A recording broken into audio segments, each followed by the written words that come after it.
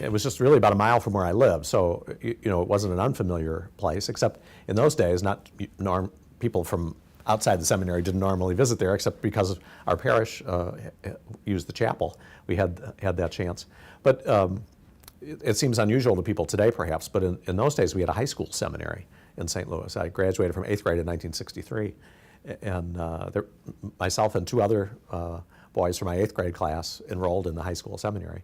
There were about 550 students there at that time, so it was a pretty good size school. It was a day school. We didn't live there, so we went home every day and had, you know, in many ways the life of a normal high school student.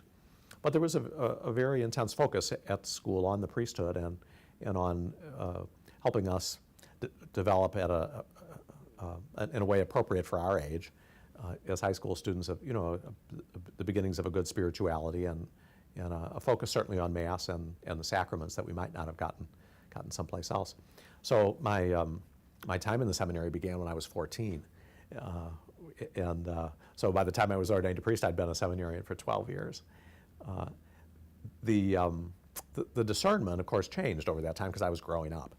And as I became a more mature young man, I had to think more seriously about what I was doing, and had the opportunity for good spiritual direction and good guidance along the way to help me continue to look at the question of whether I thought I really was being called to the priesthood, and then whether I was going to be able to respond to that wholeheartedly, generously, be the kind of student, be the kind of mature man, be the kind of spiritual person that you know, would make a good priest.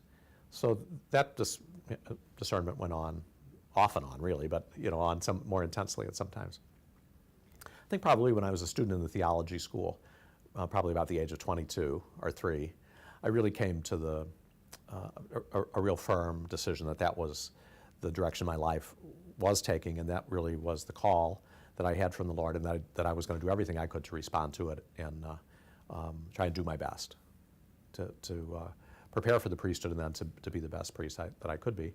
And so the rest of those years in formation were much more focused, I think, and there was a lot of peace then that I believe that I was really on the right track.